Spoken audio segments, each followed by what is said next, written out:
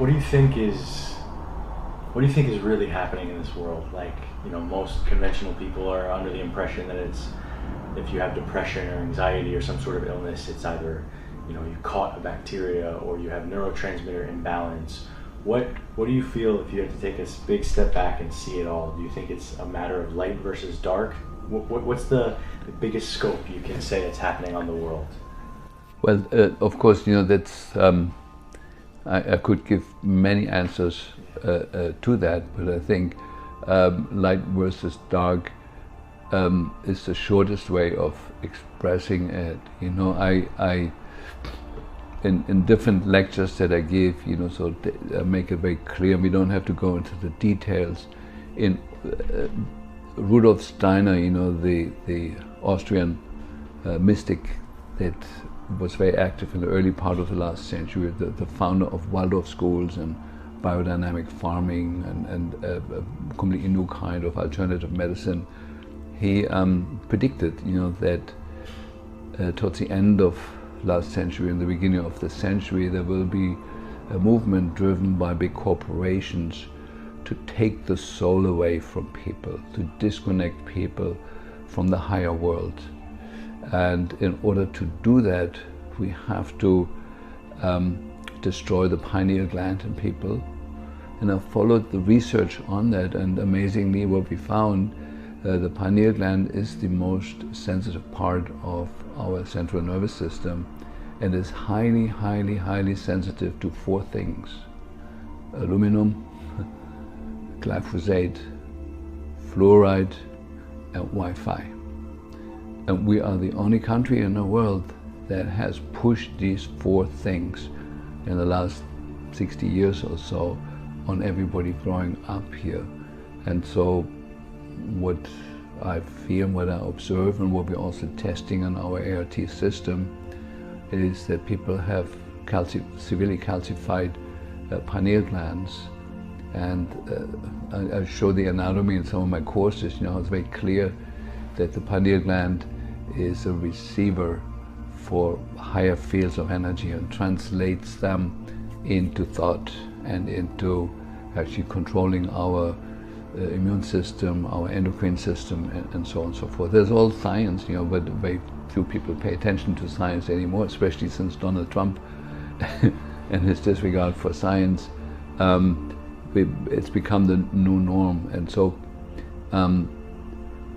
it is astounding that the telecommunications industry has selected the frequencies out of the huge spectrum of frequencies that are absolutely destructive to our cells and especially to the pineal gland. They couldn't have made any better choices than 2.4 gigahertz.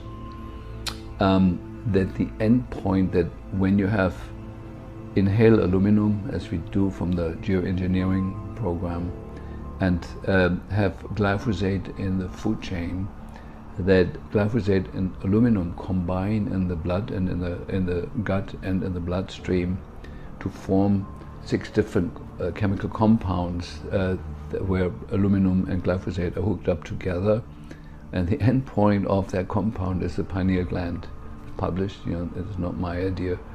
And what is needed for this compound to actually enter the brain is to open up the blood-brain barrier, and the current frequencies in the Wi-Fi world are exactly doing that. They open the blood-brain barrier, so toxins that used to stay in the bloodstream and in the body below the neck are now entering the brain very freely. That applies to all toxins, and so it's a new time in that way, And so, when you think this through, you come to the conclusion that either there must have been an ultra intelligence group of scientists who have designed this protocol to fluoridate the drinking water, to put nanonized aluminum in the air, to put glyphosate in the food, and then activate it, spark it with the right frequencies. It took me 20 years to figure out the perfect storm that is created there. And it's either a coincidence, which is possible, that enough dumb people made the wrong choices, along the years. I'm still hoping that may be at least partially true. or it's orchestrated by a very, very intelligent group of destructive minds. Or what I also believe is very possible, that there's some higher fields of consciousness that can be both tuned into the light and to life affirmative action, and can be absolutely destructive, like phenomena like Adolf Hitler and others, people that come under the influence of something absolutely dark and destructive. And I do believe it's very possible that enough scientists and politicians have come under that influence of those higher fields and are acting according to it, actually not knowing on a human level why they're doing what they're doing and what they're doing. You know, that the now a good example is 5G. You know, sort of to put it on posts, you know, along the streets. Okay, that's one issue, but putting it on satellite and actually the government approving to put it on satellite, I mean, blasting the whole planet with a frequency that has never been checked for safety, for its influence on the insects, on the songbirds, has never been checked for anything, and to approve that is unconceivable to like somebody who's still got a little bit of a brain left. And that politicians in the White House and other countries are conspiring with that can only be explained that their brains have come under the influence of some larger, higher field.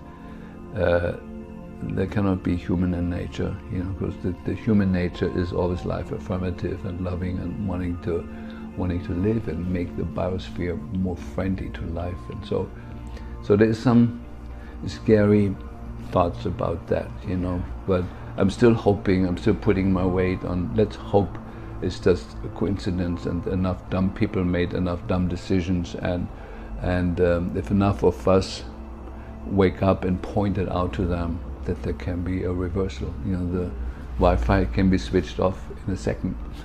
We'd be done with that, and you know, glyphosate could be forbidden, you know, tomorrow.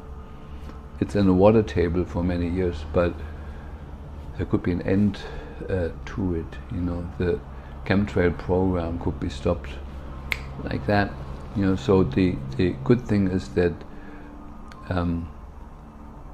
solutions, positive solutions that are suppressed right now, that are everywhere, could be the norm of tomorrow. Within 24 hours, we could turn the planet from a creature that is threatened on all levels to paradise, you know, virtually within 24 hours. You know, we're still close enough to that.